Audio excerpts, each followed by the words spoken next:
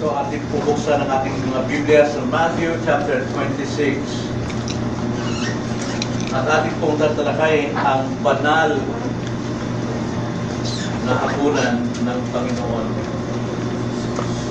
Ang hapunan ng Panginoon. Matthew 26 verse 26 to 29. Tingin po ninyo ang salita ng Panginoon.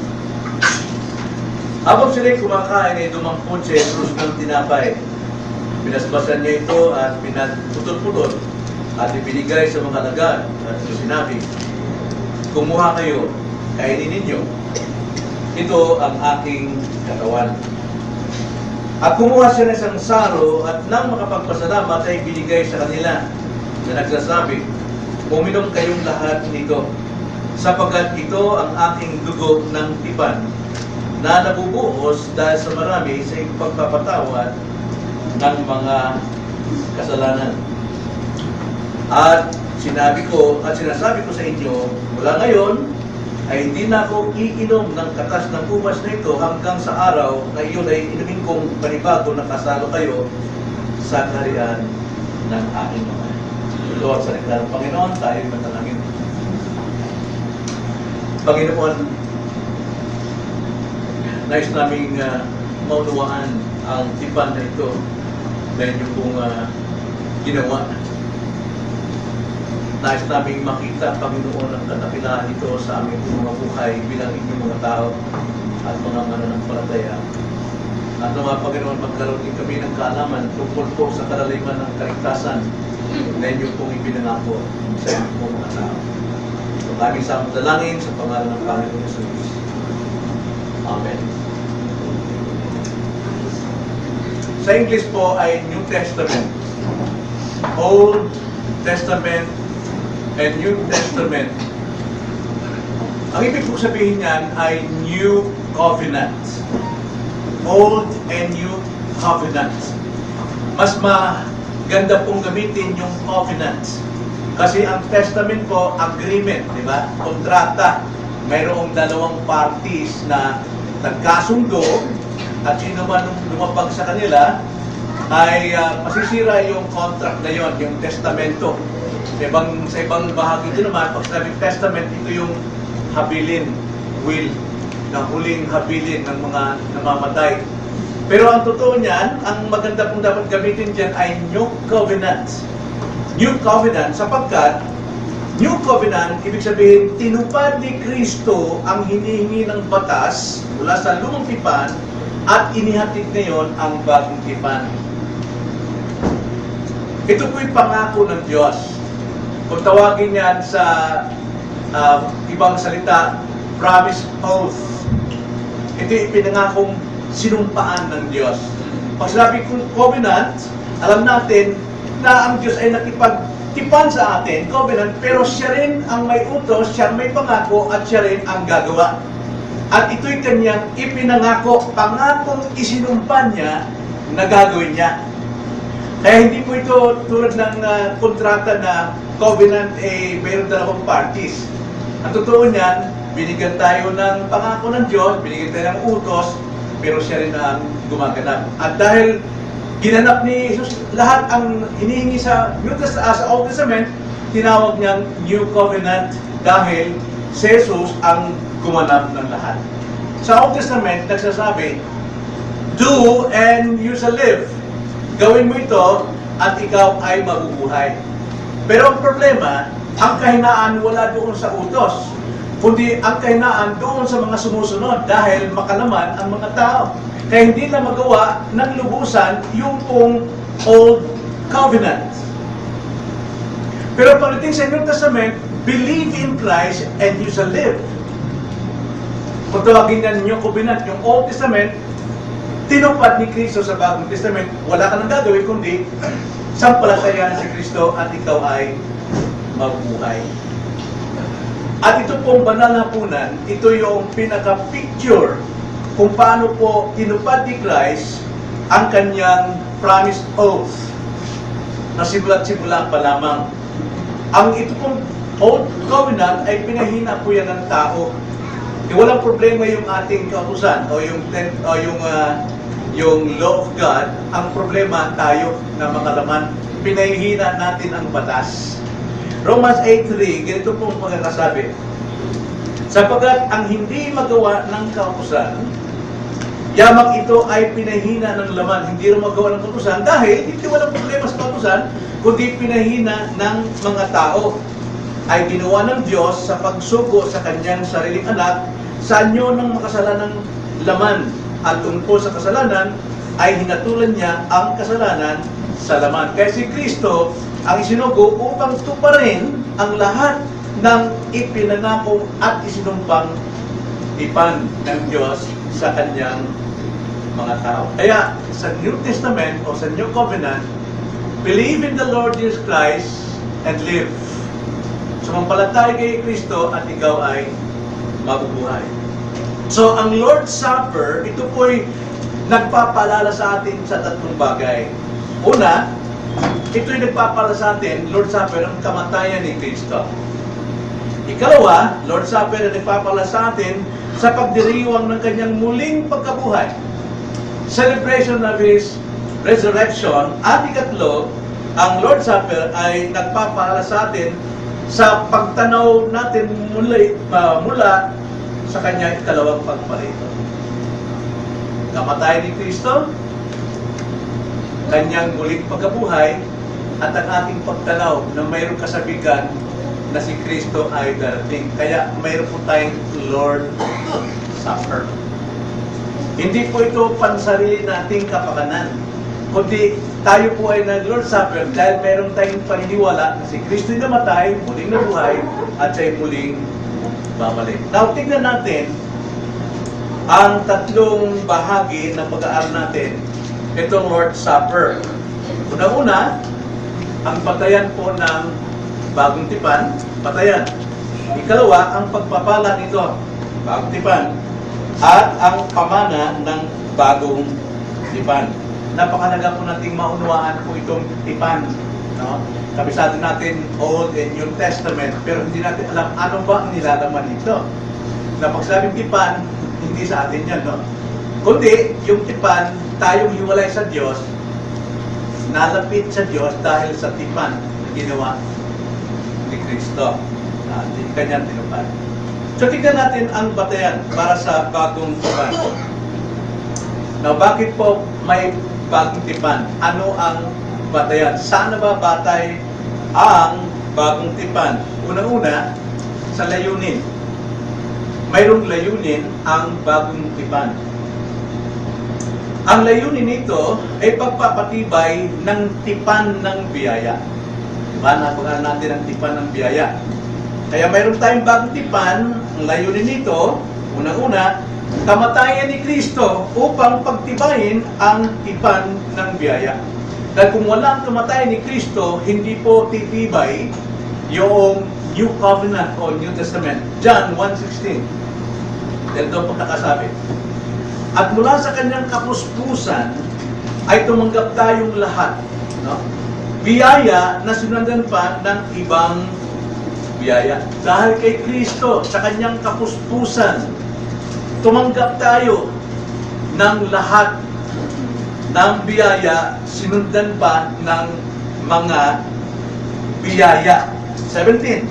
Sapagkat ibinigay sa pamagitan ni Moises ang kautusan, ang biyaya at ang katotohanan ay dumating sa pamamagitan ni Jesucristo. Sa lumang tipan, kay Moises, panay utos. Walang problema yung kautusan, ang may problema yung mga tagasunod mahina. Kaya si Kristo ay sinugo upang siya mismo ang tumupad ng lahat ng kautusan kay Moses upang tayo'y datnan ng biyaya at marami pang biyaya. So, bakit may bagong tipan? Anong saan nakabatay? Sa kamatayan ni Kristo. At hindi lang yon na tayo po'y nakatanggap ng biyaya, kundi ang mga makasalanan ay na-reconcile.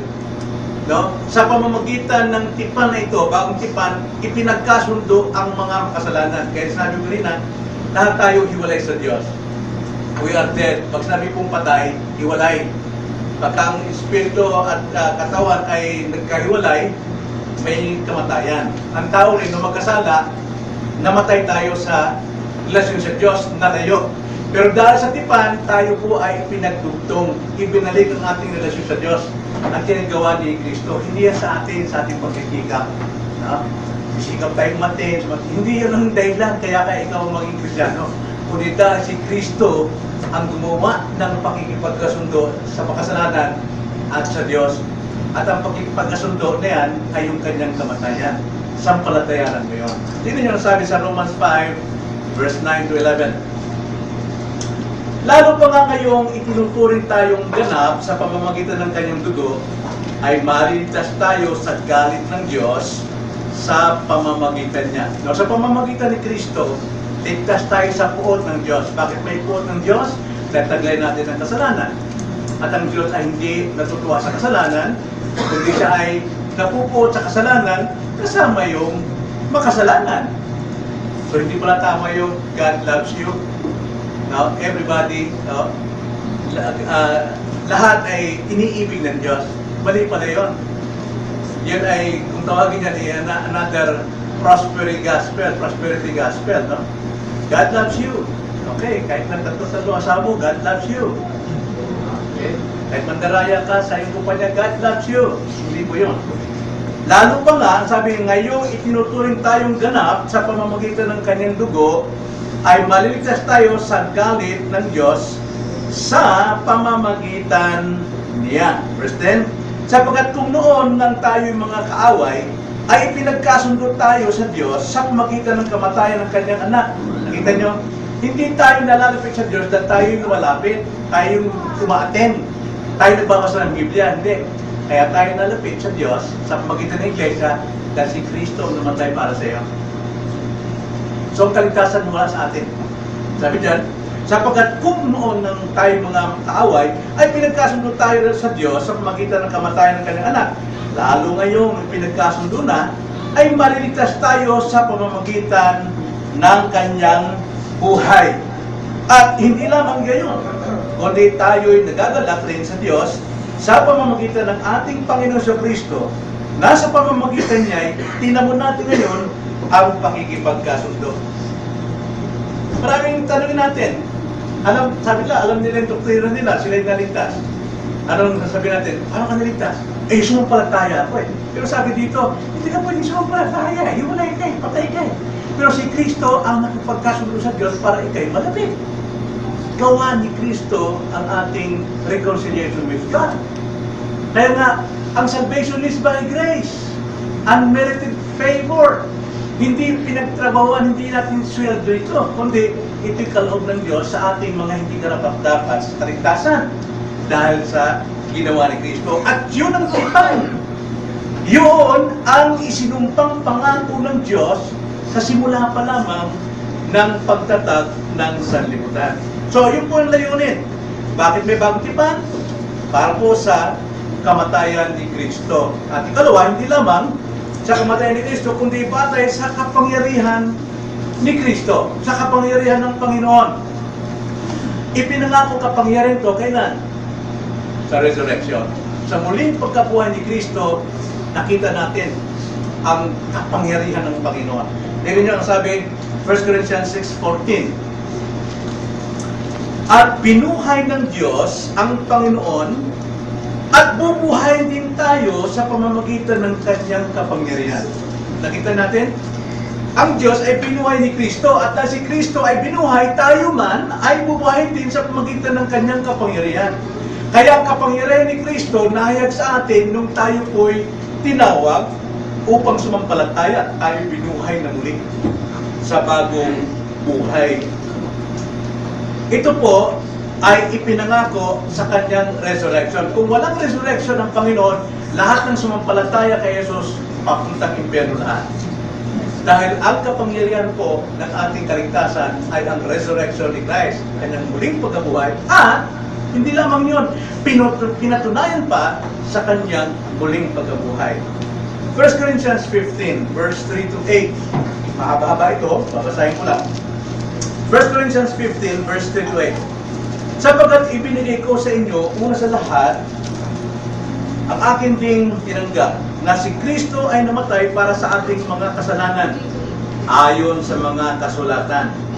At siya'y inilibing at muling binuhay ng ikatlong araw ayon sa mga kasulatan.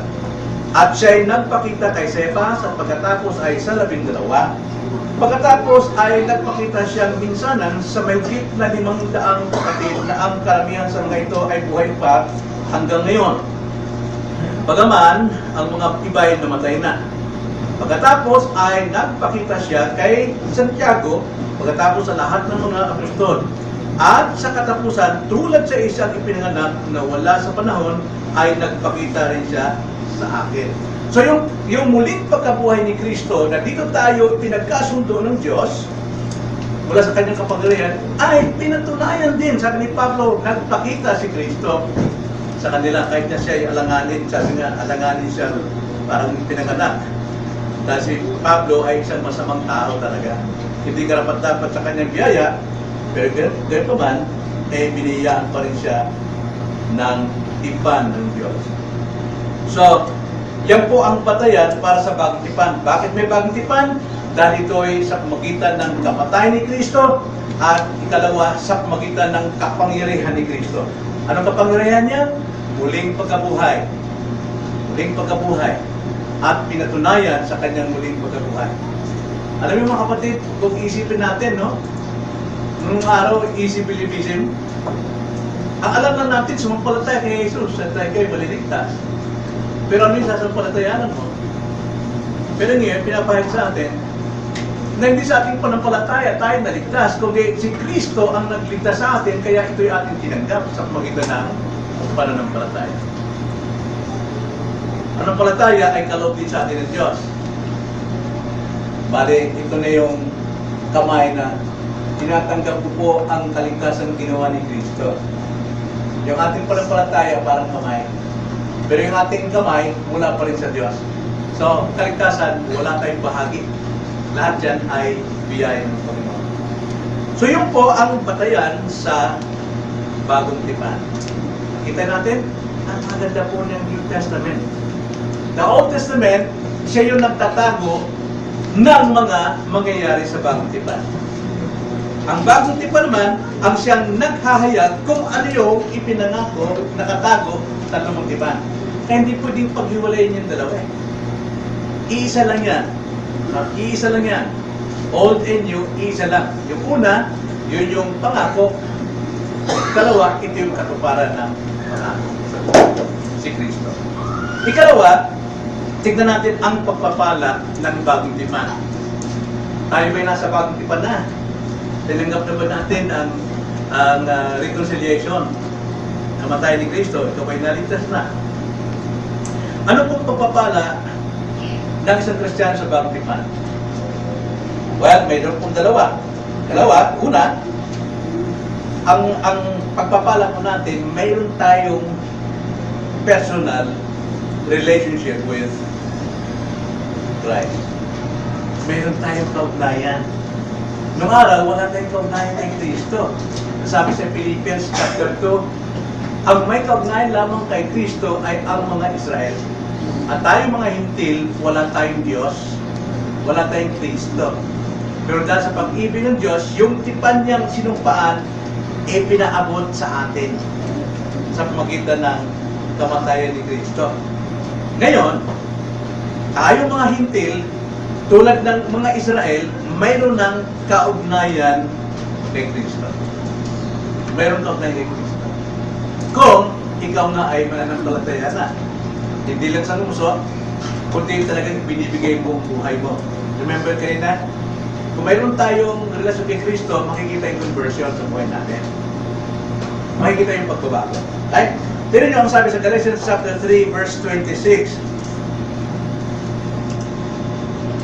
Sapagkat kay Kristo Jesus, kayong lahat ay mga anak ng Diyos sa pamamagitan ng pananampalataya. Anong kaugnayan natin kay Kristo? So ito yung pagpapala ng bagong tipan. Tayo'y may kaugnayan kay Kristo. At dahil kay Kristo, naging anak tayo ng Diyos. Kaibigan, kailangan ipanganak ka 2 beses. Kasi kung hindi kayo papanganak 2 beses, O isa lang, physical birth lang sa impyerno ang paksa. You must be born again. Kailangan kang ipanganak na muli. At ang kapanganakang muli, yun yung iyong kaugnayan kay Kristo. Hindi sa iyong mga gawa, hindi sa iyong mabubuting gawa, hindi sa iyong pagiging religyoso. Ang sabi dyan, sapagkat kay Kristo Jesus, kayong lahat ay mga anak ng Diyos sa pamamagitan ng panampalataya. Yung sinasabi nitong kayong lahat, ang context niyan, ito'y sulat ng Galacia. Sa Galacia. At ang sinulatan ni Pablo rito ng mga taga-Galacia ay mga Kristiyano. So silang lahat ng mga Kristiyano ay mga anak ng Diyos sa pamamagitan ni Jesucristo. So tayo naging mga anak ng Diyos dahil ang Espiritu ni Kristo inilagay sa ating puso. Okay? Galatians chapter 4, verse 6. Dahil sa ating kaugnayan, kay Kristo, naging anak tayo ng Diyos. Right? At dahil tayo anak ng Diyos, inilagay ng Diyos ang Espiritu ng kanyang anak sa ating puso, kaya tayo tinawag ng Kristiyano. We are like Christ. Dito yung sabi sa Galatians 4:6. Sapagkat kayo mga anak, isinugo ng Diyos ang Espiritu ng kanyang anak sa ating mga puso na sumisigaw, Aba, Ama. Noong araw, sa lumang tipan, kalapastanganan sa mga Hudyo na tawagin ng Diyos na Ama. Kalapastanganan. Kaya nga, yung pangalan na Yahweh o Jehovah, noong araw, tetragrammaton, walang vowel kasi ayaw nila itong bigkasin dahil ito ay isang blasphemy. Blasphemy ito. Kalapastanganan na tawagin mong Ama ang Diyos. Pero iba na yun eh. Kapag ikaw ay kaugnayan kay Kristo, ginawa kang anak, at ang Espiritu ni Kristo inilagay sa iyo, dahil isa lang ang anak, di ba? Mayroon lamang bugtong na anak. Sino ang bugtong na anak? Si Kristo. Pero, dahil lahat ng mananampalataya kay Kristo, pinagkalooban ng Espiritu ni Kristo, lahat tayo nakakatawag ng Father. Mayroon tayong karapatan, tumawag ng Father, Lord, sa Diyos. Hindi dahil ginusto natin, kundi dahil ang Espiritu ni Kristo na sa atin. Kaya nga, ang sabi sa Matthew 7:21, hindi lahat ng tumatawag ng Panginoon ay pagbubuksan ng langit. Yung lamang mga tumutupad sa kalooban ng Ama. Okay? Hindi lahat po ng tumatawag na Lord, Lord, shall enter the kingdom of God. Kaya nga, tayo po ay pinagpala ng kaugnayan kay Kristo. At dahil meron tayong kaugnayan kay Kristo, ito yung paalala sa atin sa Lord's Supper, tayo naging anak ng Diyos. At dahil tayo naging anak ng Diyos, ibinigay ng Diyos ang Espiritu ni Kristo sa ating mga puso. Kaya tayo nakakatawag ng Father, Ama. Yung Aba dyan, kumbaga sa pagtao, is Daddy. Merong intimate relationship with God. Mga Hudyo nun, takot sila. Pero ngayon, Kristiyano, Daddy, kung di ba tawagin ng Diyos ng Daddy. Pero huwag naman kayong gumayin ng sarili ngayon si Mama, at si Papa, Jesus. Mali yata yun. No, hindi tama yun. Isa lang po ang ating Daddy, ang ating Aba. At yan ay ang ating Ama. Ama ni Jesucristo. At hindi lang yun. So mayroon tayong kaugnayan kay Kristo. Ikalawa, mayroon tayong kayamanan kay Kristo. Now, ito yung sinasabi ko kanina. Yung kayamanang ibinibigay sa atin ng Diyos, hindi po material na kayamanan. Kaya huwag kayo umasa na kung kayo maging Kristiyano, yayaman kayo dahil mabibigo kayo. Dahil kung ang pagiging Kristiyano ay pagyaman, sakit naghihirap si Pedro, si Pablo, si James, no? Wala tayong nakitang mga apostol na yumaman. Kaya mali po yung interpretation sa Bible. Hindi nangangahulugan pagka Kristiyano ka, ipagpapalain ka ng Diyos sa mga material. No! Pagpapalain ka sa spiritual na kayamanan na hindi ka naman maibibigay ng sanlibutan at hindi maagaw ng anuman. So mayroon tayong kayamanan na kay Kristo. Ano po yun? Ephesians 1:3. Ang sabi po sa Ephesians 1:3, purihin nawa ang Diyos at Ama ng ating Panginoong Hesukristo na siyang nagpala sa atin kay Kristo ng bawat pagpapalang espiritual sa sangkalangitan. No? Every gift, every blessing in the heavenly places, hindi tayo maaaring magkulang. Alam mo, kung Kristiyano ka, kung ang kaisipan mo ay panlangit o nasa langit ang iyong focus at hindi sa lupa, hindi ka naman talaga dapat maawa sa sarili mo. Ikaw yung mayaman. Mayaman ka talaga sa lahat ng bagay sa spiritual. Ngayon, ang sabi sa Mark chapter 8, verse 30, I think, o 38 ba yun, ha? What does it profit a man if he gains the whole world? Maangkin man niya ng buong daigdig na sabihin niyang kayamanan siya may-ari, nabili niya ang buong daigdig. Eh, mawawala pa rin ang kaluluwa niya. Mahirap pa rin siya, pulubi pa rin siya sa lahat ng spiritual blessings. Kaya hindi po batayan ng magiging Kristiyano ang yumaman. Kaya yung sinasabi nila, Kenneth Hagin, sino ba yung mata sa buka puti, si ano? Na sabi niya, pagka kayo ay naghihirap, wala kayong faith. Sino ba yun? Si Benny Hinn. Si Benny Hinn. Kasi ang sabi na binuhos ng Diyos, John 10:10, ginamit nila. Ang lahat ng kayamanan, abundant blessing ang tatanggapin ninyo. Pero yung abundant yan doon, ano ba bang higit sa abundant sa blessing sa material? Natural, spiritual life, salvation, kingdom of heaven, higit pa sa lahat ng klase ng material blessings. Kaya na abundant eh. Pero, kiniklaim nila ito, na kung hindi ka pinagpapala, mahina ang faith mo. Ano yun? Ang pagpapala natin ay kayamanan na kay Kristo. Kung si Kristo nagmamayari lahat ng mga spiritual blessings, kasama tayo na. Kasama tayong pinupo sa kalangitan kay Kristo. Di ba? Ang sabi diyan, purihin nawa ang Diyos at ang Ama ng ating Panginoon Kristo na siya nagpapala sa atin kay Kristo ng bawat pagpapalang espiritual na sangkalangitan. Nasa atin lahat ng mga kapatid.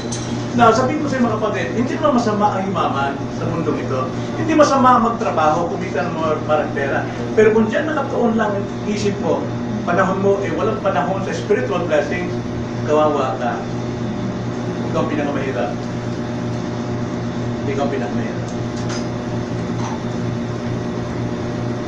Ano sabi, hindi tayo kukulangin talaga eh. Mayaman tayo mga kapatid sa spiritual blessing. At ang spiritual blessings na ito, hindi kayong bilhin ng pera. Hindi kayong pantayan ng pera. Philippians 4:19, ano sabi ni Pablo ron? Context niya, no? Dahil giving ito eh. Binigay, nagtumulong ang mga taga-Philippians kay Paul, pero ang sabi ni Pablo sa kanila, my God shall supply all your needs according to His riches in Christ.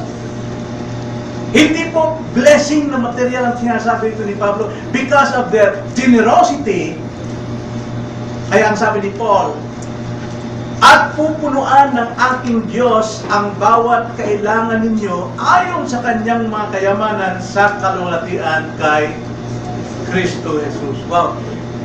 Mga kapatid, kung tayo po ay nasisilaw sa ginto, sana magkaroon ko niyan, no? Halimbawa, makita kayo ng isang tablet kaya na bagong uso ngayon na tablet, ano, makita mo, sana, kunin mayroong gano'n. No? Mayroon tayong pagnanasa sa bagay na yun. Kung wala tayong pagnanasa sa spiritual na kayamanan, kawawa naman tayo. Yun ang dapat nating hangalin. Pagnasahan natin na maangkin natin ang kayamanan yun na kay Kristo. Kay Kristo mo lang matatagpuan. Kaya nga si Kristo ang kasagutan ng lahat ng kailangan mo. So nakita natin ang pagpapala ng bagong tipan.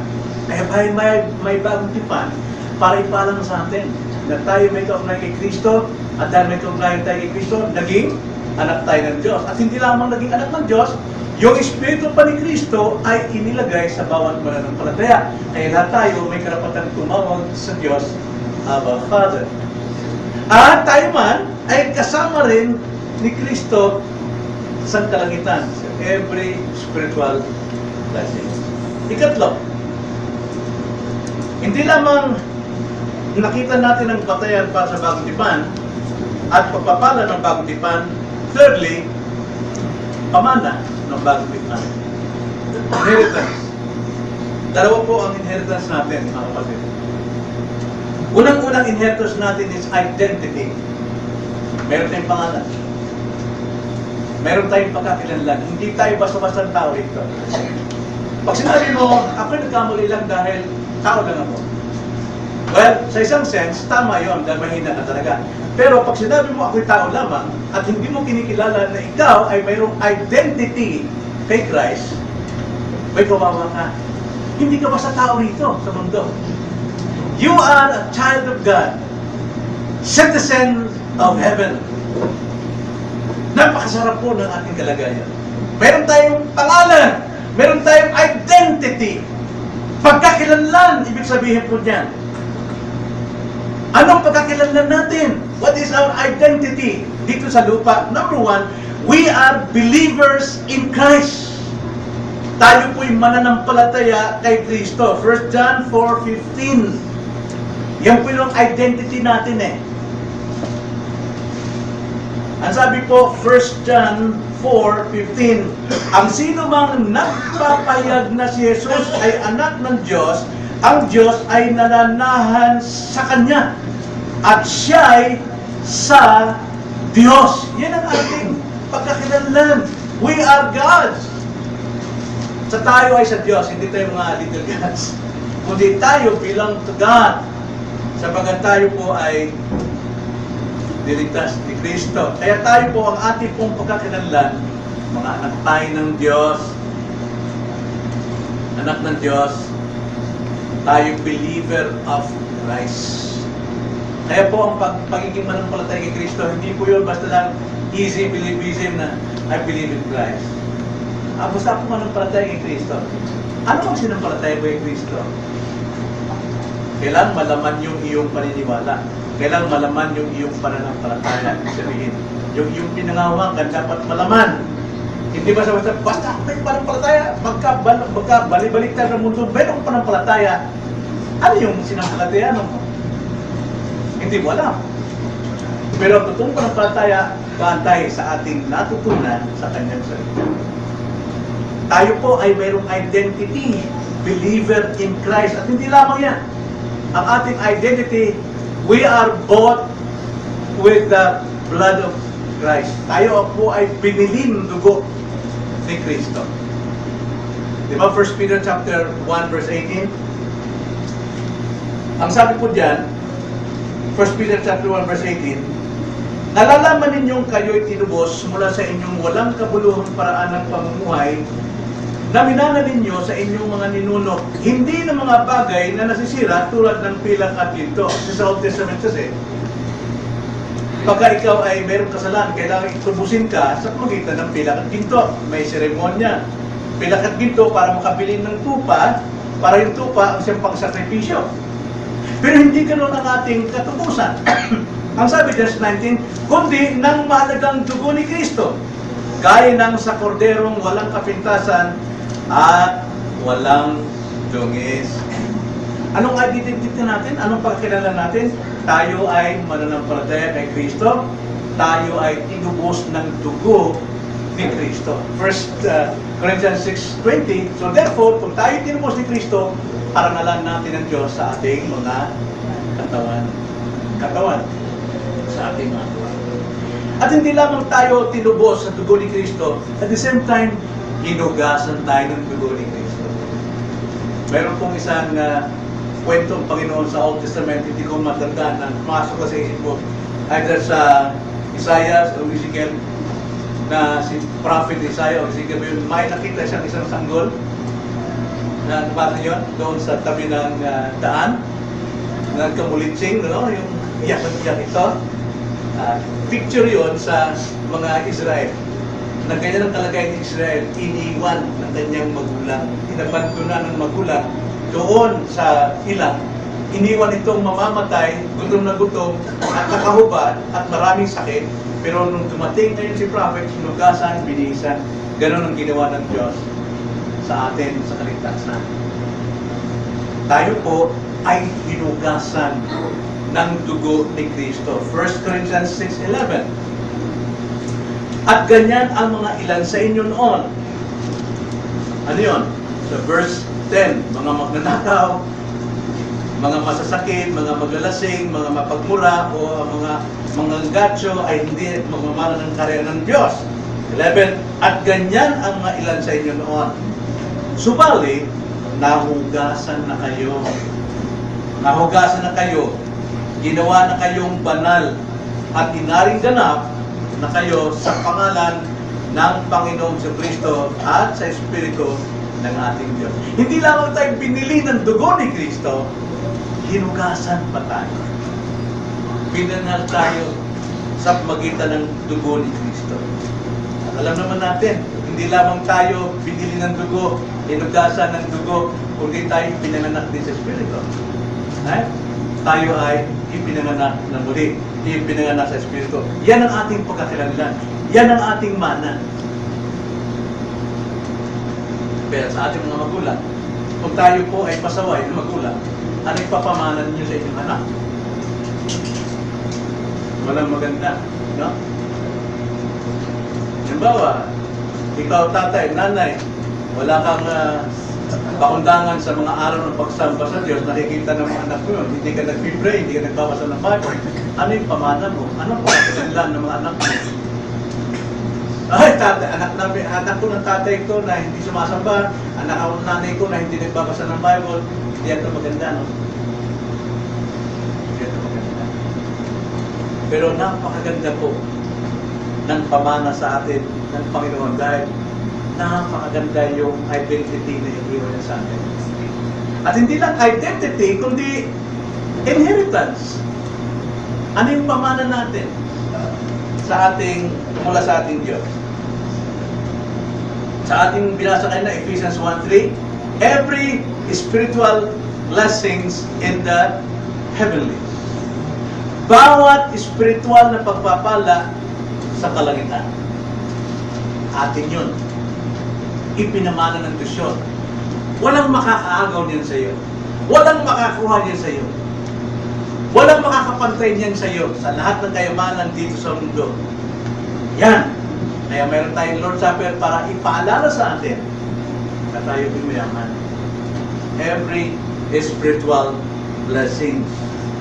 At itong ating pamana, lahat ng spiritual blessing, kasama na yung ating kaligtasan, kasama na yung ating holiness, kasama na yung justification, kasama na yung election, kasama na yung pag-choose sa atin, kasama na lahat ng forgiveness. Lahat yan, spiritual blessings sa atin yan. At yan ay nakatityak tayo. Nakasigurong mana yan na nasa langit. At hindi mawawala. Kaya nung kanina nga sa ni Brother Jojo na God is faithful. Even though we are faithless minsan, di ba?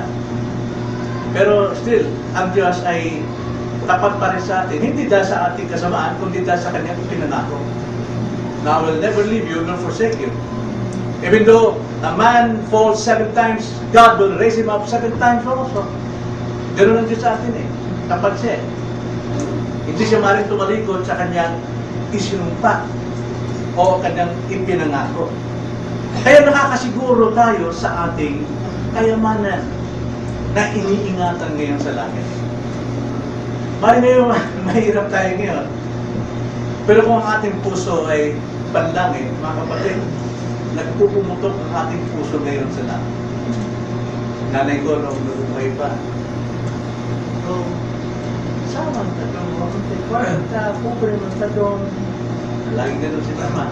Bagamat kakaunti yung pera niya, tatanggap yung peso kaya pa, ipinamamahagi pa rin niya.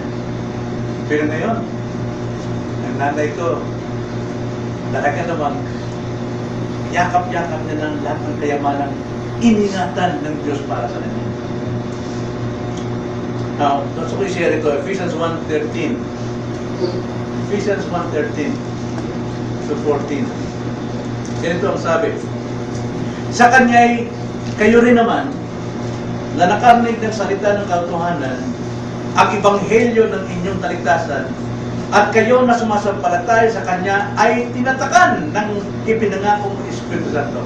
Selyado tayo ng Holy Spirit. Bakit po? Patunay, nakasiguro na ang iyong mana, ang iyong inheritance sa langit. Verse 14, siya ang katibayan ng ating mana hanggang sa ikatutubos ng pag-aari sa ikapupuri ng Kanyang kalulatian. Every believer, pinananahanan po ng Espiritu Santo. 1 Corinthians chapter 6, verse 19. We are the temple of the Holy Spirit, and the Spirit of Christ lives in us. At yan ang tatak sa atin na nakakasiguro tayo na hindi mawawala ang kayamanan yun. Even though, sa lupang ito, maaring magkasakit ka ng tawag dito, Alzheimer. Noong araw, nalulungkot ako sa ate namin si Mrs. King. Kasi talagang napaka-inis Panginoon ng araw. Di ba? Alam niyo naman yon. Mga gawa ng araw, pag dumating na yung kanyang president, tungtuan na yung mga magagawa. Bakit? Isasama na ako ni auntie. Dahil takot sila sa akin pag nandun ako sa Mindanao. Yung auntie ko yun, napakainis Panginoon. Pero nung siya magkasakit, dahil siya ay isang diabetes, limot na niya, pati ang Diyos. Limot na niya. Yung ginagawa namin, halos magdamag kami natutulog, hindi kami natutulog. Limot na niya. Pati ako, nalimutan niya na. Nakakalungkot. Tapos nagsalita pa siya. Sino ba itong mga taong magnanakaw? Kinuha lahat yung mga gamit ko sa bahay. Ba't kami yun? Isang mismo lang sabi na, kunin nyo na yung mga gamit dyan. Kasi ibibente ng bahay. Pero makita nyo, sige, dayong-dayong na yung mga sino ba itong mga magnanakaw na ito? Kasi meron siya Alzheimer. Ibig sabihin, wala na yung kayamanan sa langit. Sino ba ang may hawak ng kanyang pamana? God ang may hawak Hindi yan maapektuhan kung anong pangyayari natin, pati si Ama. Hindi siya nakakalimot na si Ama. Pero panatag yung kanyang pamana noon. 1 Peter chapter 1 verse 4. Bakit po nakakasiguro? Nakakasiguro tayo dahil ang sabi diyan, 1 Peter chapter 1 verse 4,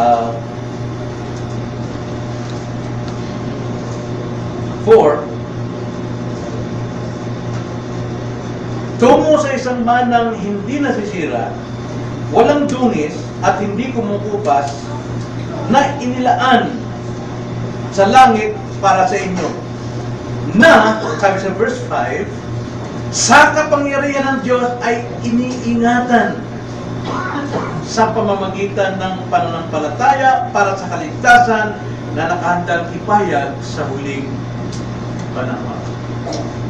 So ang Krisyanismo po, hindi yung dito, pampalipas ng oras kaya tayo dumadalo. No, kaya tayo narito dahil umaasa tayo sa kayamanan nakasiguro na. Kaya habang tayo po ay sumasamba sa Panginoon, mga kapatid, tayo po tumitibay sa ating panampalataya dyan. Meron tayong inheritance sa langit na kailanman hindi mawawala sapagkat Diyos ang nag-iingat. Walang magnanakaw mga kapasok ko. At higit sa lahat, mga kapatid, isa pang bagay na dapat natin tignan sa ating mana. Hindi lang tayo tagapagmana at binigyan ng mana, kundi alam ba, kabahagi nating tagapagmana si Kristo. Si Kristo ngayon ay ating kapatid. Di ba? Kapatid natin si Kristo. Dahil kung ano yung minana ni Kristo, tayo'y kasamang tagapagmana kay Kristo. Tingnan nyo ang sabi sa Romans 8:16 to 17. Ang Espiritu mismo ang nagpapatotoo kasama ng ating espiritu na tayo mga anak ng Diyos.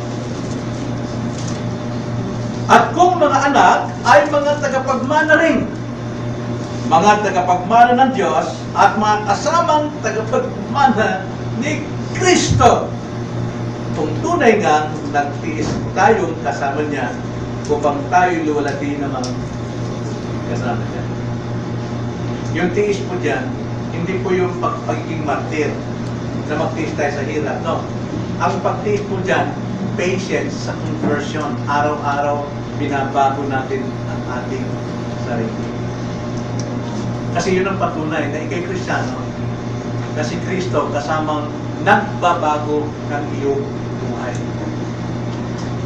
The Spirit of God bears witness with our spirit that we are children of God. Sabi sa 16. So, kahit kasamang pinapagmana ni Kristo. Pero sarap talaga ng buhay ng Kristiyano. Iyon lamang tignan ito na walang self-pity dahil wala ka ng materialismo. Tignan mo lamang kung gaano ka kadakila, gaano ka kayaman, gaano ka kamapalad sa karera ng Diyos. Sa pakayaman po, mga kapatid. So anong pag-aaladang gawin natin? Anong kawalang kakontentuhan? Naghahabol tayo, naghangad tayo na kumita katulad ng kaisipan ng sanlibutan. Huwag tayo makipag-grace sa kanila. Hindi natin sila kaya. Hindi natin sila kaya. Pero yung taglay natin, kailanman hindi nila matatamo at hindi nila kaya. So huwag tayo makipag-unahan sa mga makasanlibutan sa kaisipan. So ngayong hapon, mga kapatid, habang tayo po'y maghahanda para sa ating Lord's Supper, yun ang ating alalahanin. Tatlong bagay. Una, batayan ng bagong tipan. Bakit may bagong tipan? Ikalawa, pagpapala ng bagong tipan. At pangatlo, pamana ng bagong tipan. So ang Lord's Supper ay nagpapaalala sa atin. Una, sa halaga at pagdurusa ni Kristo para sa ating kaligtasan. Hindi po natin ito nakamit na libre lang. Libre nga ito ang tinanggap natin kaligtasan, pero napakamahal, hindi kayang bayaran ng anumang kayamanan ang dugo ni Kristo. Libre nga, pero napakamahal. Kaya ang Lord's Supper nagpapaalala sa atin kung gaano kamahal at dakila ang ating kalagayan bilang sa Kristiyano. Kinamatayan tayo ni Kristo. Kinamatayan tayo ni Kristo. Kaya ito yung panahon na dapat magsuri din tayo ng ating sariling buhay. Am I really a Christian? Ako ba'y talagang Kristiyano? Ako ba'y nagpapahayag ng pag-ibig kay Kristo? Anong pag-ibig natin kay Kristo? John 14:21. Nasabi ni Christ, sino mang nagtataglay ng aking salita at nagsasagawa nito sa iyo, umiibig sa akin. Pero kung wala tayong pagmamahal, kaya natin magbasa, yan tayo maatin. Kaya wala tayong napapakinggan ng salita ni Kristo. Ano gagawin natin? Wala kang ginagawa, wala kang gagawin na sangayon sa salita ni Kristo. Ang gagawin mo ay sangayon ng salita ng sarili mo. You don't love Christ. Hindi mo minamahal si Kristo. Minamahal ba natin si Kristo? Alam nyo, dapat lang. Dapat lang. Dahil kay Kristo tayo naging mga anak ng Diyos. Dahil kay Kristo kaya tayo nakakatawag ng Abba Father sa Ama. Dahil kay Kristo tayo naging pinapagmana. Dahil kay Kristo nakasiguro tayo ng ating mana. Dahil kay Kristo kasama natin siya ng pinapagmana. Yan po ang banal na atunan. At muling babalik si Kristo. Hindi para ialay muli ang kanyang buhay para sa kasalanan ng tao. Hindi na. Alam naman natin, gaya ng paniwala ng mga ibang reliyon na mayroong pang 1,000 years reign ni Christ. Nakaroon muna ng rapture, tapos bababa yung mga Kristyano, maghahari pa ng 1,000 years. Ang kinidila yung ayala, paano? No, hindi po gano'n eh. Hindi po gano'n. Ngayon po, ang 1,000 years nagre-reign tayo dahil kay Christ. Wala pong taong magiging Kristiyano kung hindi naghari si Kristo from simula noong isilang si Kristo. Yun po yung 1,000 years. Hindi naman bilang ng 1,000 years, kundi yun yung panahon na naghahari si Kristo sa mundo nito kasi marami na siyang iniligtas. Marami na siyang inaagawan ng mga biktima ng malakas na tao. Kanyang iniligtas. Kaya ang pagbabalik ni Kristo, bababa siya, pero tayo naman, at the same time, rapture. No? Pagbaba niya, sabay tayong dadalhin doon, pero pagbaba ni Kristo, judgment na sa mayon. Wala na yung magre-reign pa. Yung huling-huling yan, bababa si Kristo, dadalhin tayo, pagbaba niya, judgment na sa lahat ng mga hindi sumasampalataya sa Kanya at sa ibang.